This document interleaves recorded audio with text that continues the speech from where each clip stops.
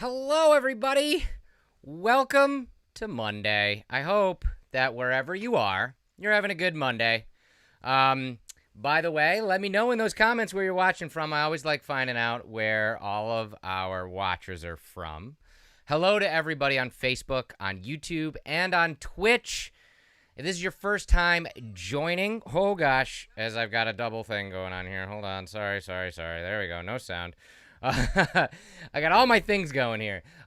If this is your first time joining, this is called Refueled because every single Thursday, we here at the Deathwish Coffee Company come out with a brand new podcast all about fueling your passion. I talk to a special guest every single week about what they do, why they do it, and what fuels them to do it.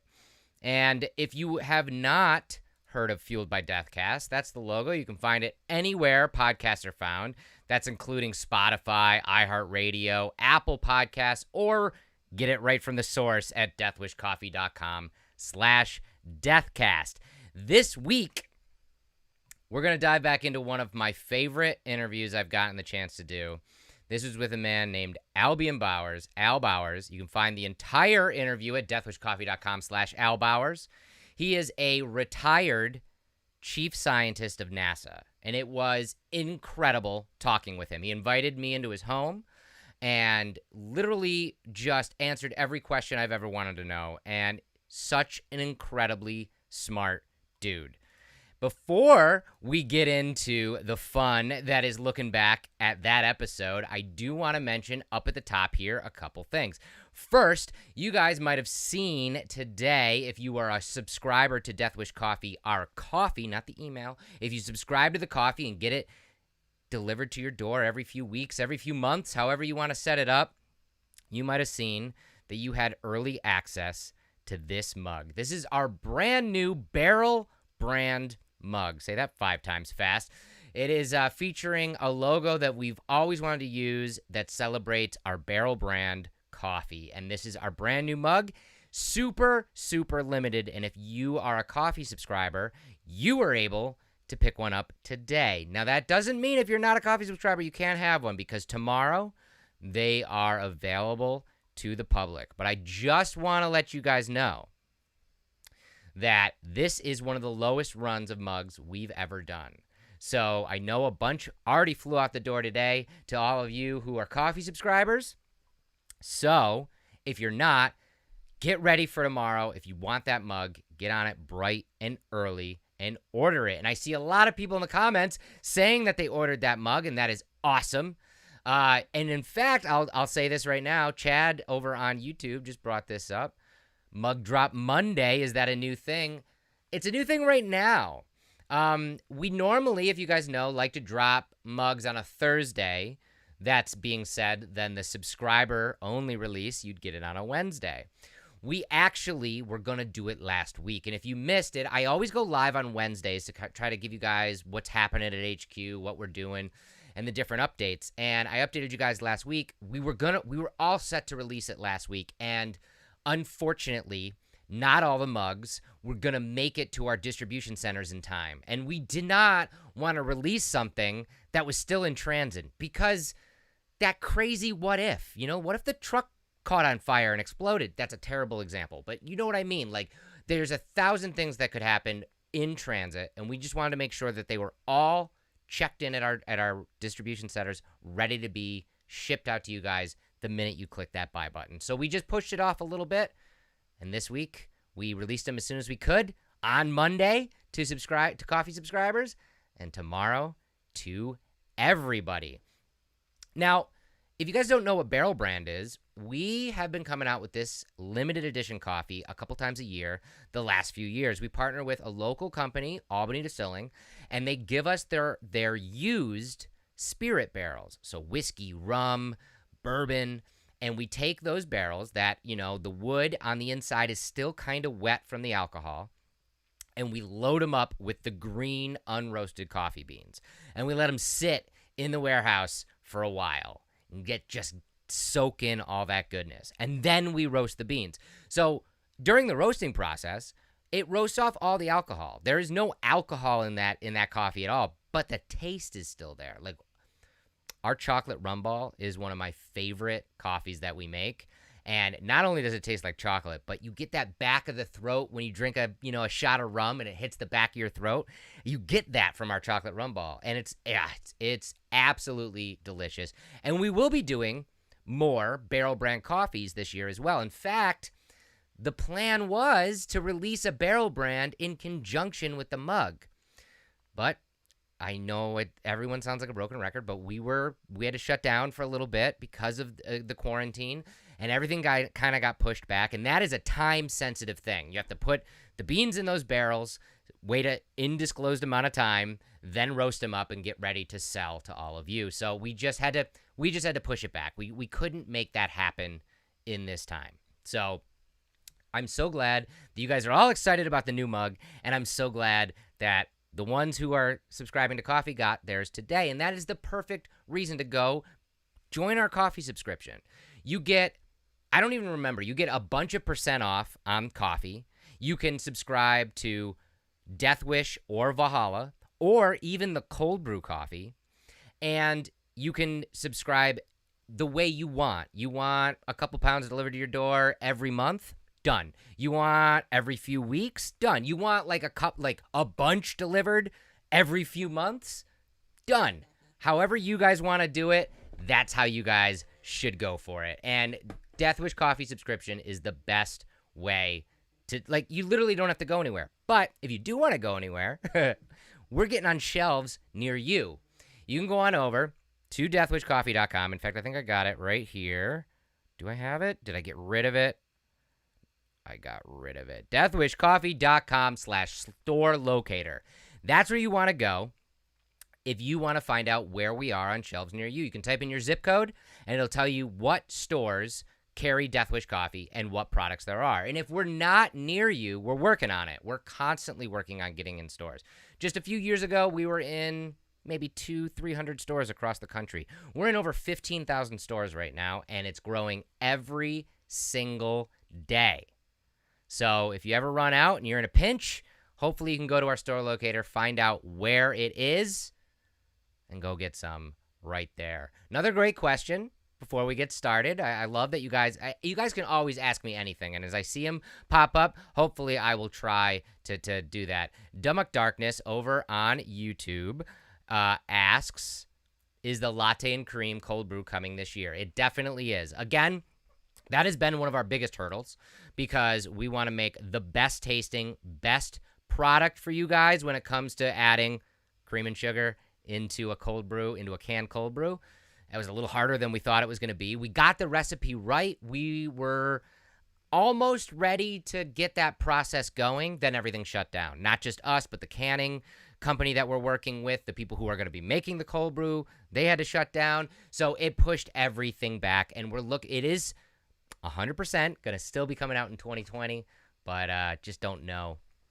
Just don't know exactly when. We're day to day. We're working hard all the time behind the scenes to get that one out.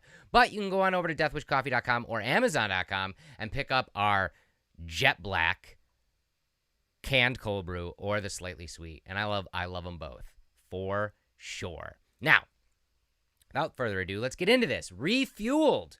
Looking back at some of our favorite episodes of Fueled by Deathcast. And like I said at the beginning, we're going to meet Al Bowers.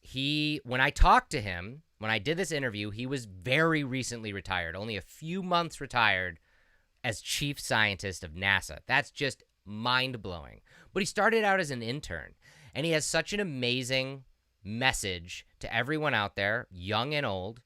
Go and follow what you want to do. And if you want to get into science or mathematics or astrophysics or whatever it is, you can. Go start today. It's never too late. And it was really, really exciting. So we're going to watch some clips from this episode where he talks about going back to the moon, where he talks about the new way of flying that he helped invent called the Prandtl wing. And we're going to find out just how much NASA runs on coffee. So here we go. Refueled with former NASA chief scientist Al Bowers.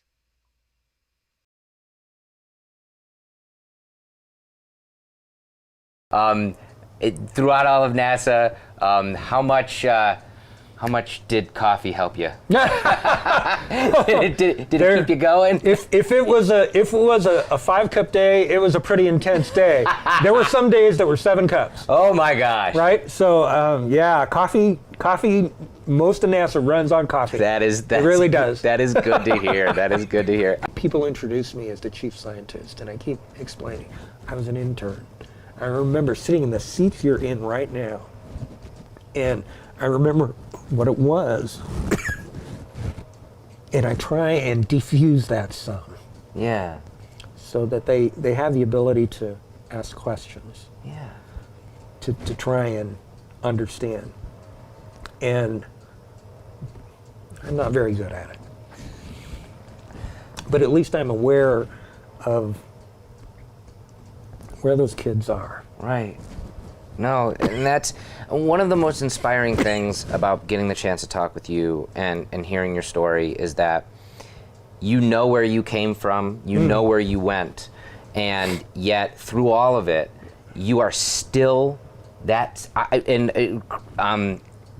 permit me to say this, I feel like you're still that intern. I'm still that kid. You are still that kid. Yeah. You still really love what you do, love everything that you were a part of, and it's still exciting for you. And that's inspiring because anybody, I don't care if you are working for NASA or you're working in the steel mill or whatever it is, you work there for your entire career. That's right. You know, it can weigh you down and it can be, I'm just punching a clock and that's it, and I don't like it anymore. And that's not what I gained from you. I gained that I'm still talking to that intern. Oh, yeah. Who just came into NASA. Yeah. And that's so inspiring. There's a hang glider 40 feet from here.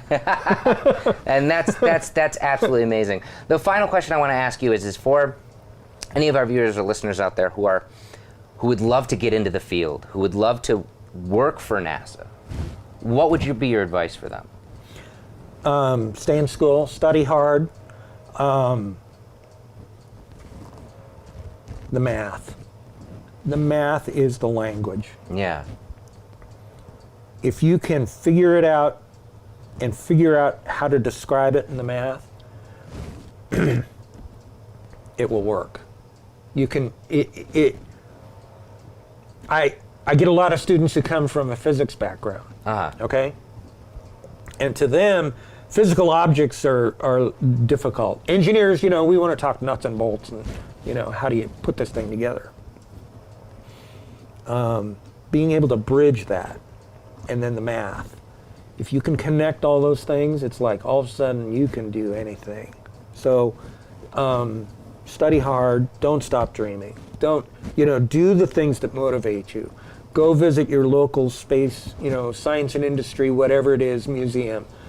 Talk to people who worked in the field. You get motivated. Prandtl, in the early days, people understood, had this approximate idea of how wings worked. Mm-hmm. But how they actually produced lift was a big mystery. And Prandtl was the one that came up with a way to explain that.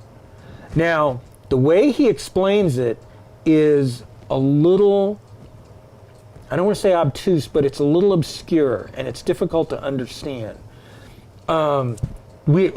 Kids all learn about the Bernoulli effect, that the flow over the top of the wing is faster and the flow under the wing is slower, and the faster air is lower pressure. And so the wing is literally being sucked up, and that's where the lift comes from. Prandtl explained how this happens. And if you look at it, if you take the uniform airflow, okay, you say that's zero. And this is a mathematical concept. You take that as zero. You set everything to that. So you're moving frame of reference. So now the flow is moving faster over the top and it's moving slower. That is, there's a negative component underneath. And Prandtl says, okay, if I now make this air go this way, then that creates the lift. And when he calculated that, he created the mathematical model for it. It exactly predicted how wings worked. And all of a sudden, all these things that the Wright brothers had discovered in 1903 in building the airplane, and they said, okay, if the wing is this shape and you do this with it, you can change the lift. But if you change the shape of the wing, then you had to test all over again. And this was the way things were done before Prandtl figured out this math model. And so with the math model, you could do it on a piece of paper and figure out the answer before you actually went to the wind tunnel and actually tested it. These models, these glider models, like you were talking about, the originals were like remote control that you guys were doing, but you've since built piloted ones, correct? Yeah, we have a piloted one. The models were built by, we had this master builder at our place, Red Jensen, multi-time national champion in various radio control model airplanes. He's a real pilot also. He has all that background and skill and knowledge buried in his brain. And we had a group of really talented guys in our model shop.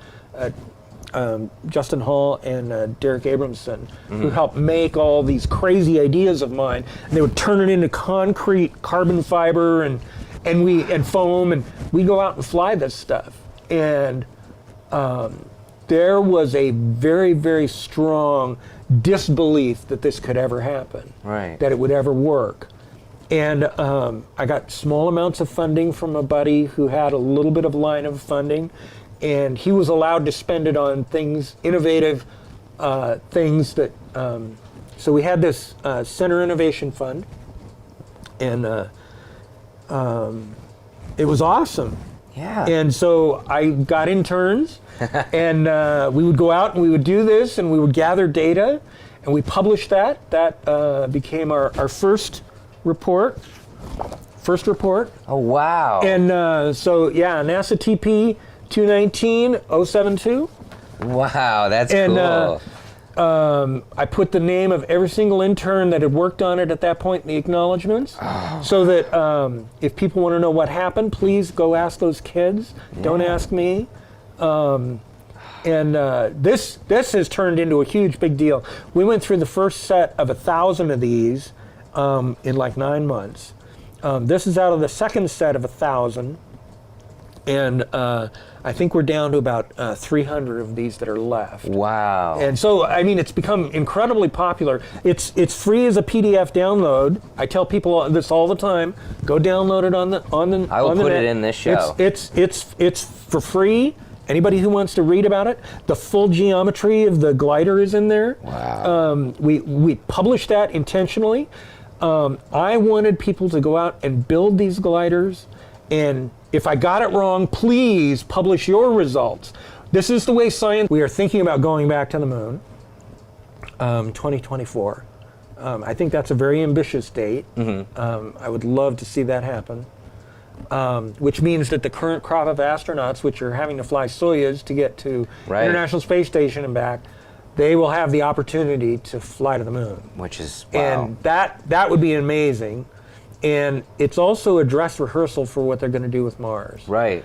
And it was about 3 years ago, when I would visit schools and talk to the kids, especially middle schools, I would talk to the kids and I would say, we think that the first person that's going to step on Mars is in the 7th grade. That was 3 years ago.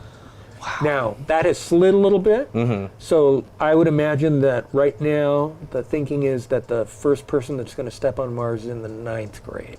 Wow. So it's not quite one for one. Right. But when you walk into a high school and you say that, all of a sudden all the freshmen are going, what? Yeah. And I'm going, yeah, I think so. One of you. Yeah. Yeah. It could be one of you. The other thing, and I emphasize this to kids about you sometimes your dreams seem crazy, right? None of the guys that walked on the moon, when they were growing up, the job of astronaut did not exist. Right. And yet all these guys ended up walking on the moon. And it's like, I think about that, and the really, really cool thing about those Apollo astronauts, I knew 2 of them personally, okay? That's awesome. And which ones? Can you say? Yeah, I can. Okay. I can. Vance Brand, who was he was a one of the last Apollo rookies, and he was in the room when Neil and Buzz landed on the moon. And I got to spend a day with Buzz Aldrin. Oh, wow. And we were on a panel of experts together. Wow. And I caught him a couple of times when I was answering a question. He thought that he was going to get the bureaucratic answer every time. And I caught him a couple of times, looking up at me and going, That's cool. And afterwards, he insisted on having photo taken with me. Oh, wow. And I have that photo, of course. Of course. Right? Yeah, that's amazing. Yeah, it was a great day. You're so forward thinking with utilizing interns and the younger generation. Oh, absolutely. They're the ones who are going to bring that into this next phase of space exploration and engineering and all of that. And I kind of wanted to talk about the iLead schools. Yeah. You've worked with iLead before, right? Have you done? Yeah. I know you've talked with the students, but have you done stuff with them experiment-wise, or? They've done experiments, yes. And it's funny. I'll walk into iLead and there'll be a class of them. They'll be flying foamy Prandtls down the hallways. Oh my gosh! And it's so cool. They think I'm some sort of hero or something, which is really sad. Get a real role model, kid. But they're awesome. Yeah. There's so many things that they don't know they can't do this, right? Right. And if they listen to us adults, they're never going to do anything new. Yeah. Because we always tell them, don't do this, don't do that, don't waste your time with that, don't go do this, right? You got to stop, and the good thing is, they don't listen. Right. Right. Because they need to, it's like the little kid when he discovers that the stove is hot. Yeah, maybe he gets a blister on his finger, right? But they figured that out. There's things that they figure out along the way that they connect with. And some of those things, and this was where I struggled and why it took me years, it's when what I saw in reality didn't match what I was being told. This is what reality should be. Yeah. And my brain couldn't handle that. And I had difficulty with it. And why is that? Right. These kids, and I know I do this to my students as well. The iLead kids are awesome. Oh. And Kathleen, she's working on her third space station experiment. Yeah. I mean, who does that? It's incredible. High school students doing, when I was going through high school, there was no way I was going to get an experiment that went into space. Right.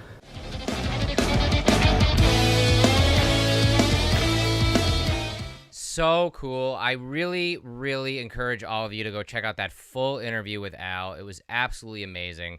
And once again, you can find that interview on Fueled by Deathcast. You can go over and subscribe on Spotify, iHeartRadio, Apple Podcasts, or right from the source at deathwishcoffee.com/deathcast. At the end there, I just wanted to tell you guys, when he was talking about the iLead schools, that is another incredible interview and conversation I got to have. It is another episode of Fueled by Deathcast, because that experiment that he was talking about, these kids who came up with an experiment and were sending it to the space station, that experiment used Death Wish coffee. That was actually the second time our coffee made it to the space station, and the kids had come up with this experiment to test how coffee affects the bacteria in your mouth in microgravity.